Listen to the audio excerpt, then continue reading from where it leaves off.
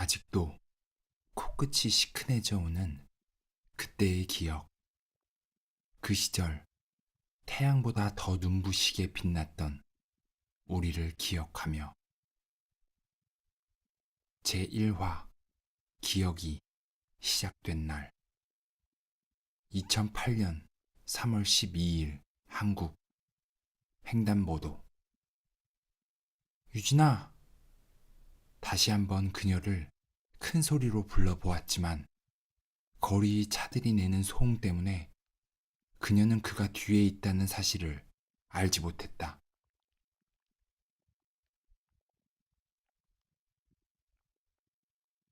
하는 수 없이 그는 그녀를 향해 마지막 힘을 다해 달리기 시작했다.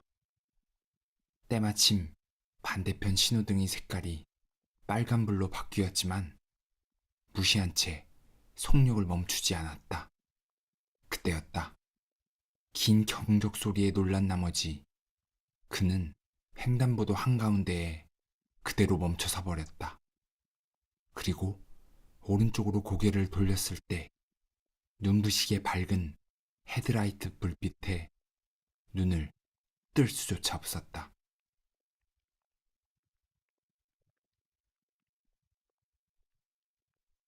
(0000년) 호주 밤 7시 어느 바닷가. 파도 소리가 저 멀리에서 어둠의 폭풍우를 휘감고 다가오고 있었다. 세상의 배경은 어느새 어둠이 깔리고 새로운 세상으로 서서히 변하고 있었다. 누구도 눈치채지 못하게 신속하고 최대한 자연스럽게 밤으로 넘어갔다. 그렇게 낮에서 밤으로 넘어가는 길목은 늘 눈치와의 싸움이다. 그 결과 사람들은 모두 낮에서 밤으로 빛을 뛰어넘는 순간이동을 한다. 회색빛 하늘은 점점 검은 구름으로 잠식당하고 있었다. 당장이라도 폭풍우가 몰려올 것 같은 그 바닷가에 한 남자가 홀로 앉아 있었다. 가슴 깊이 저며오는 깊은 괴로움 안에 빠진 한 남자. 바다는 셀 수도 없이 많은 표정과 감정을 지니고 있다. 슬픔에 흐느껴 울기도 하고, 기쁨에 눈이 부시기도 하고, 처절한 절망감에 몸부림치며 세상을 격하게 원망하기도 한다. 보는 이의 감정에 따라 각기 다른 모습을 보여주는 바다. 지금 그가 보고 있는 바다는 원망과 절망, 슬픔이 한데 뒤섞여 있었다. 하늘도 파도의 물부짖음에 격한 반응을 보였다. 마치 떠날 수 없는 그의 마음처럼. 그는 파도가 울부짖는 바다를 한없이 바라보고만 있었다. 어디서부터 잘못된 걸까? 세상은 왜 날 또다시 버린 걸까? 모두 다 나의 잘못이다. 나도, 그녀도, 그리고 우리 사랑도. 그는 자신을 자책하고 비난하며 이 모든 상황을 합리화시키고 있었다. 그렇게 해서라도 다시 사랑이 머물던 그곳으로 돌아갈 수 있기만을 간절히 바라면서. 2008년 1월 16일 한국. 아침. 담뱃갑을 세워놓은 듯 빽빽하게 들어서 있는 서울 시내의 빌딩 숲들 사이사이로 검은 사인펜으로 끊임없이 줄을 그은 듯 꼬리에 꼬리를 물고 줄지어 바삐 움직이는 수많은 사람들, 그리고 차들. 그곳에는 하늘이 보이지 않을 만큼 하루가 다르게 경쟁이라도 하듯 키가 자라는 마천루들이 셀 수도 없이 많다. 그 중심에 위치한 45층짜리 아파트 최고층에는 아직도 잠에서 깨지 못하고 현실과 꿈 사이에서 허우적대고 있는 그가 있었다.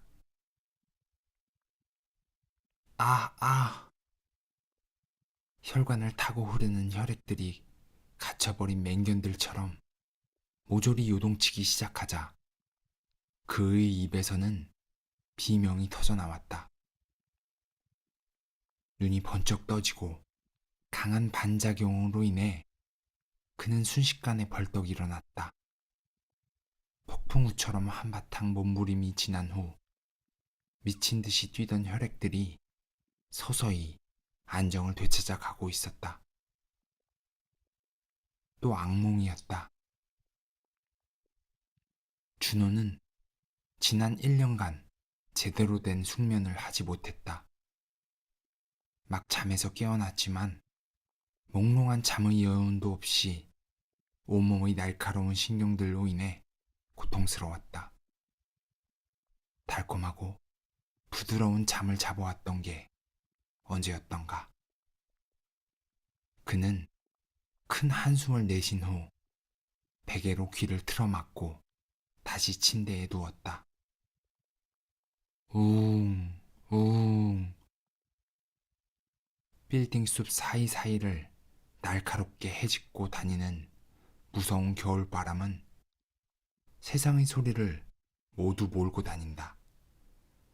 바람은 공기를 타고 하늘 끝에 닿을 듯 위태롭게 솟아있는 그의 방 창가에 다가와 창문을 점점 강하게 두드린다.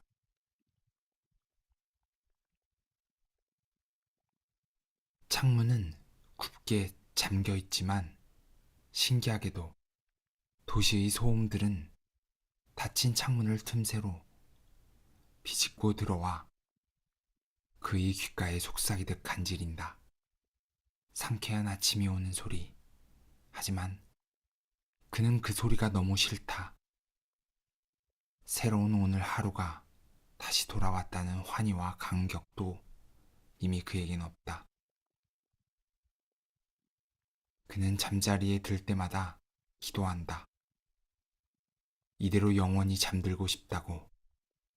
더 이상 새로운 아침을 맞이하기 싫다고. 전화벨 소리에 또다시 벌떡 일어났다. 방구석에 처박아 놓은 벽걸이 시계를 보니 시간은 벌써 오후 3시를 가리키고 있었다. 그는 미간을 잔뜩 구기며 침대에서 일어나 소리가 흘러나오는 곳을 찾아 고개를 이리저리로 돌렸다. 그리고 잔뜩 쌓여있는 옷가지를 마구 파헤쳤다. 언제 입었는지 기억도 나지 않는 색이 바랜 리바이스 청바지 주머니 안에서 휴대전화기를 꺼냈다.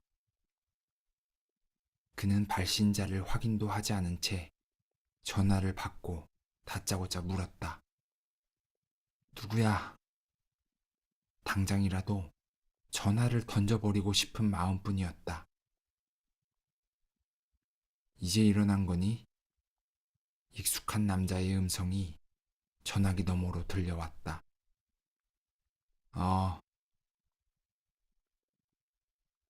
그는 힘없이 대답했다. 저녁에 잠시 갈게. 오지마, 귀찮아. 이따 보자.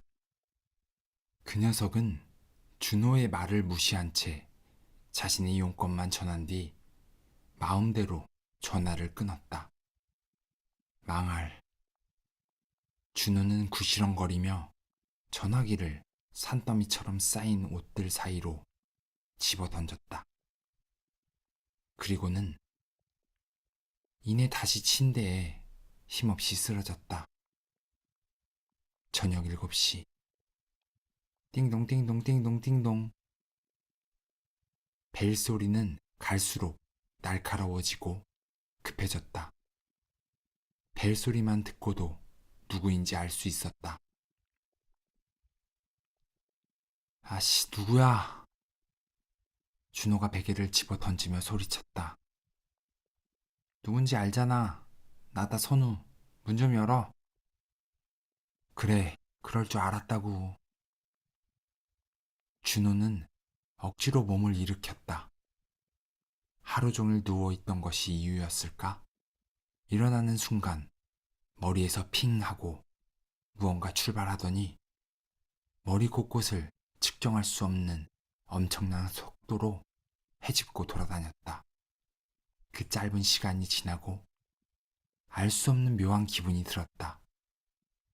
그동안 그를 팽팽하게 잡아 끌고 있던 지구의 중력이 어느 순간 사라져 버렸던 것이다.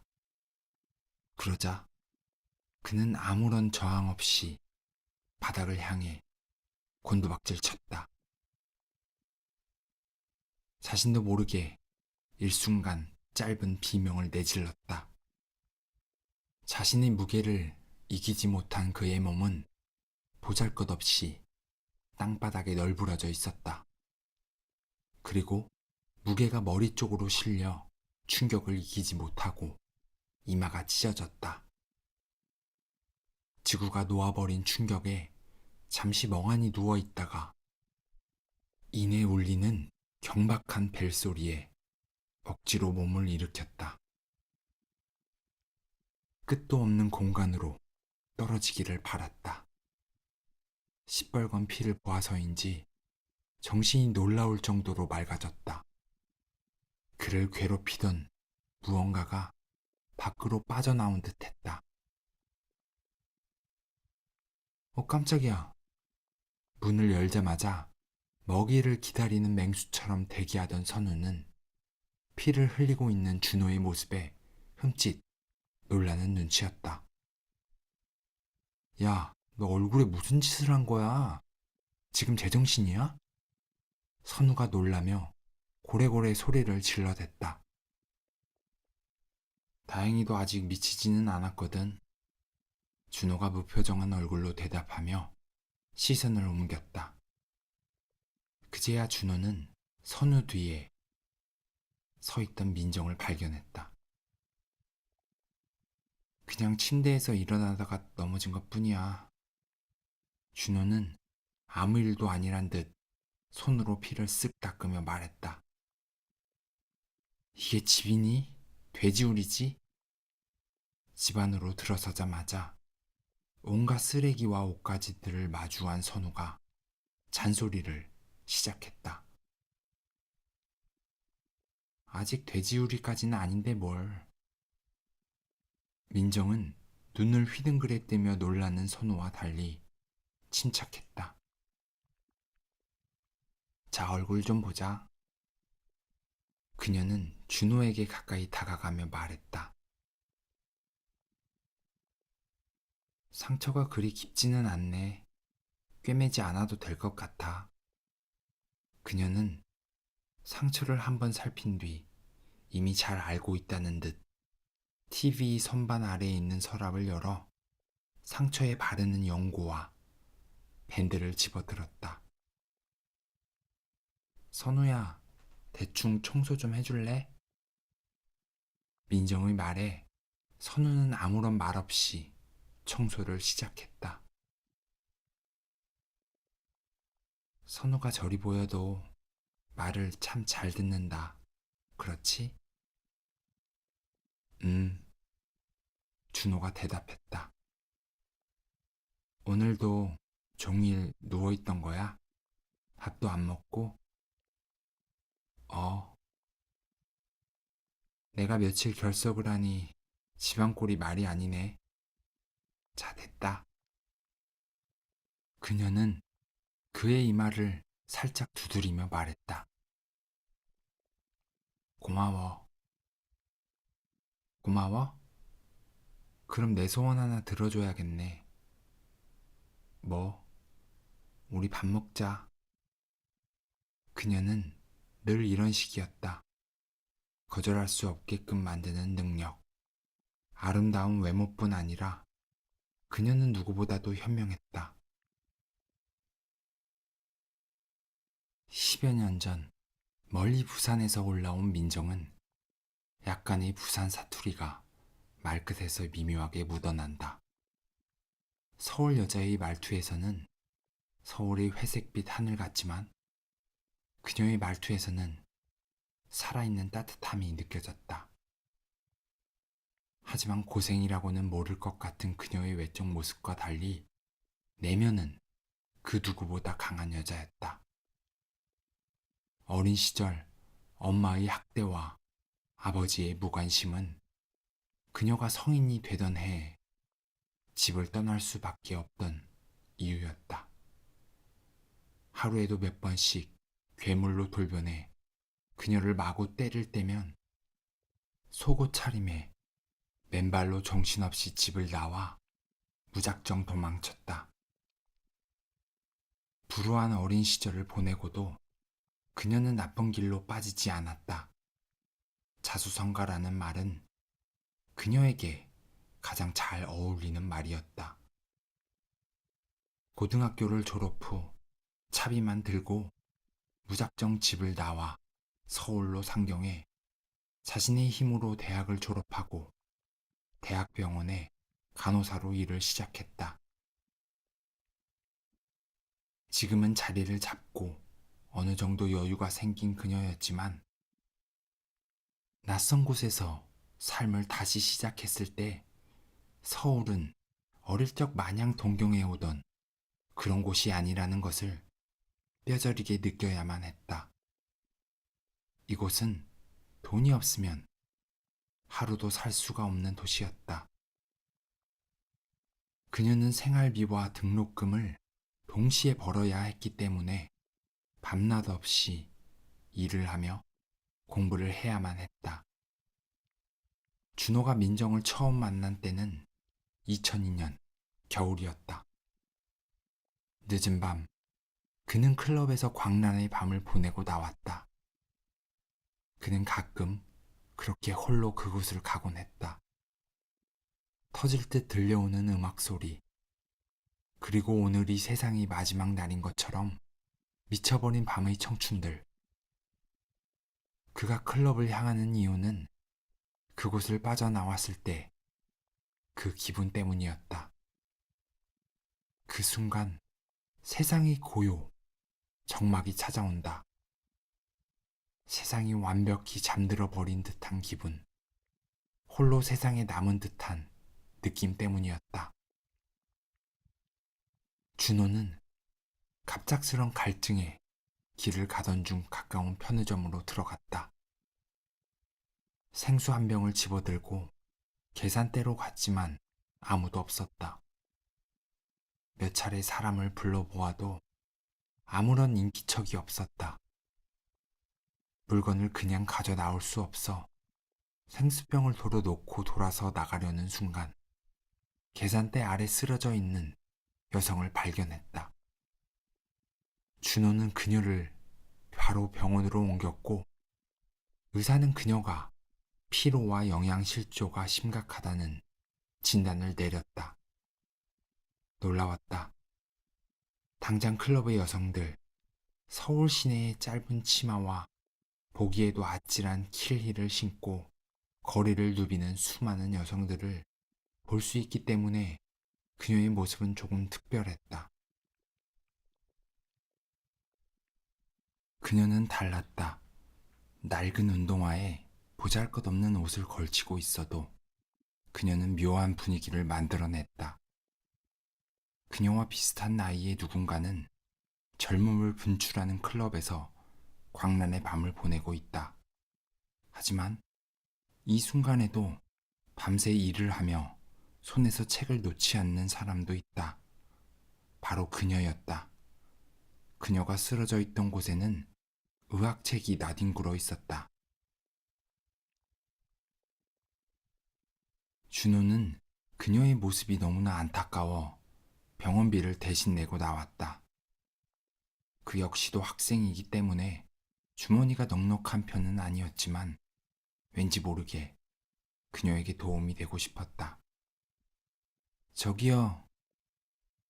준호가 뒤를 돌아보았을 때 그녀는 편의점 유니폼을 입은 채로 뛰어오고 있었다. 가쁜 숨을 몰아쉬며 준호 앞에 멈춰섰다. 이렇게 뛰시면 안 될 것 같은데요. 준호가 허리를 구부린 채 숨을 고르고 있는 그녀를 내려다보며 말했다. 그녀의 얼굴은 기름기라고는 찾아볼 수 없을 정도로 메말라 있었고 며칠이나 밤을 지새웠는지 알 수 없을 정도로 피곤해 보였다. 우선 너무 감사해요. 그녀는 숨을 크게 한번 내쉰 후 다시 말을 이었다. 무슨 말로 감사하단 말을 드려야 할지 모르겠어요. 병원비까지 계산해 주셨는데 연락처 알려주시면 제가 바로 보낼게요. 그녀가 조심스레 말했다. 괜찮아요. 말씀은 감사하지만 당연히 돌려드려야 하는 거죠. 모르는 사람을 위해 이렇게 도움 주신 것만 해도 어떻게 감사드려야 할지 모르겠어요.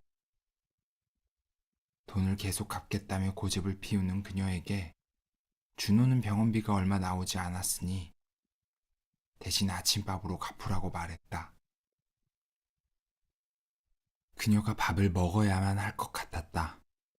물론 나중에 돈을 갚았다. 아직은 새벽녘의 푸른빛이 도시 곳곳에 조용히 깔려 있었다. 그녀는 뼈를 파고드는 겨울 새벽을 얇은 옷으로 견디기 힘들었는지 입술을 파르르 떨고 있었다.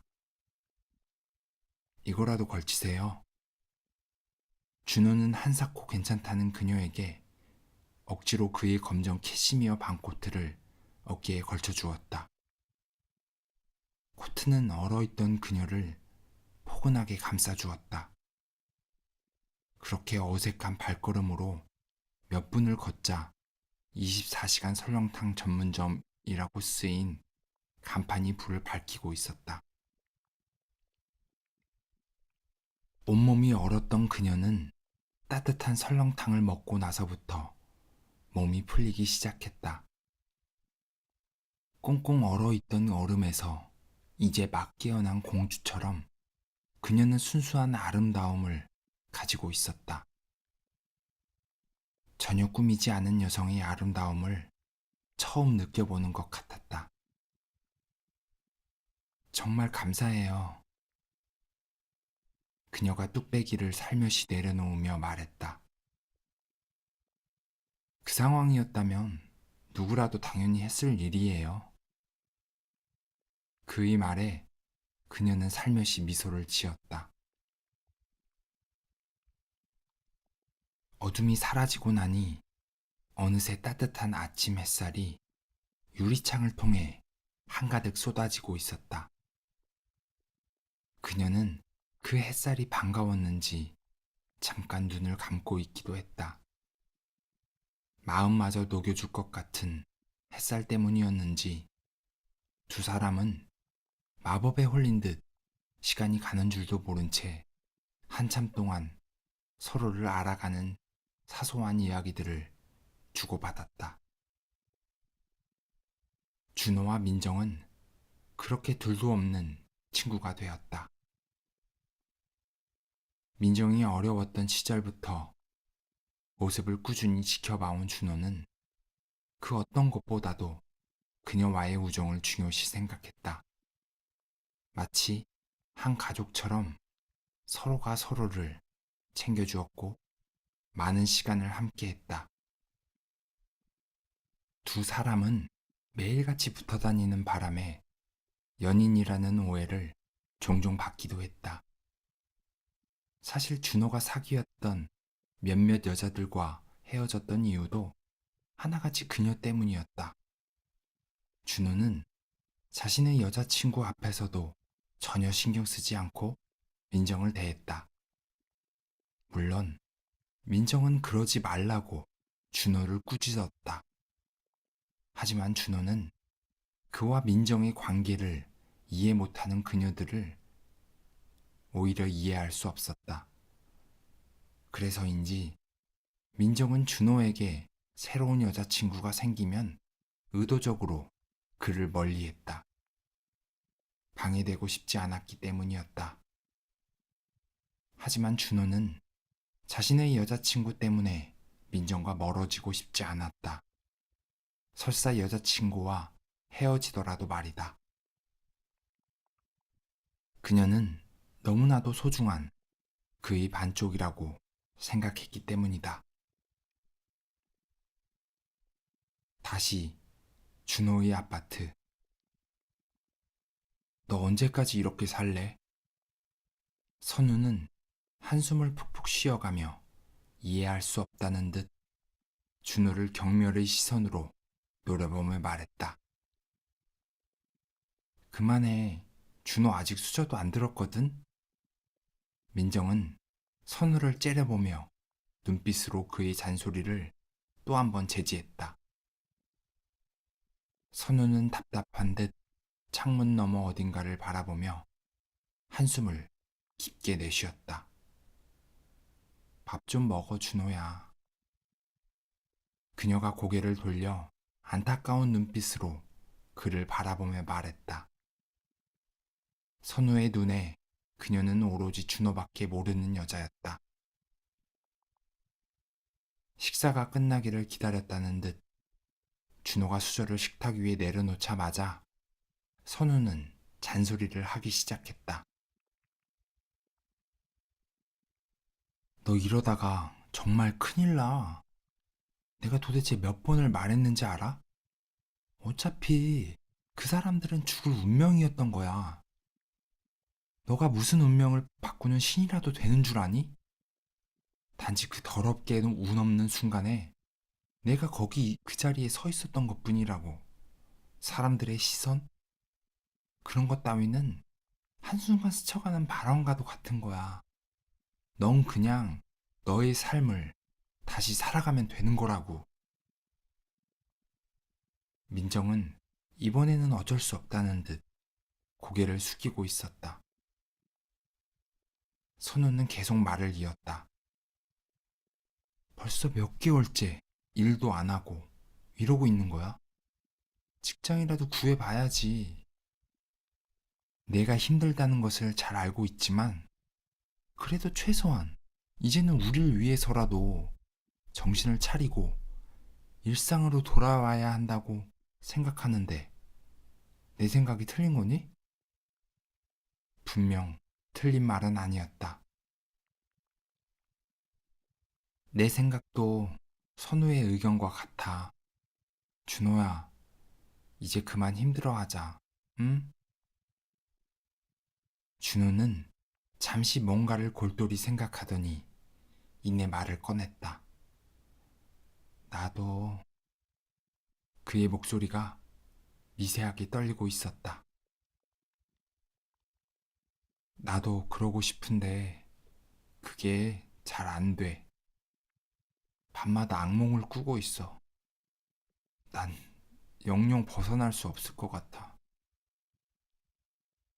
그 자신도 망가져 가는 자신을 너무나도 잘 알고 있었지만 도저히 막을 수 없을 만큼 멀리 와 버린 것 같았다.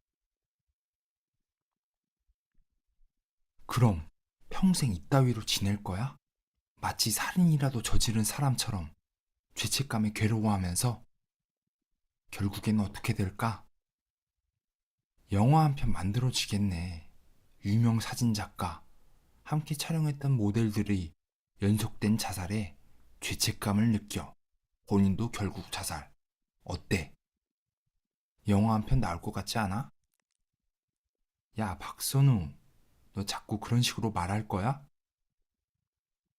그러면 진실을 말할까? 어차피 믿으려 하지도 않을 테지만. 그만해. 민정의 얼굴이 시뻘개졌다. 그녀는 무척이나 화가 나 있는 상태였다. 그녀가 불같이 화를 낼 것 같은 기미가 보이자 선우는 바로 한 발 물러섰다. 그녀의 목소리가 높아질 때면 자신의 주장을 앞세우며 열을 올리던 두 남자는 항상 꼬리를 내리곤 했다. 그녀는 아름다운 꽃 아래 있는 시한폭탄 같은 존재였다.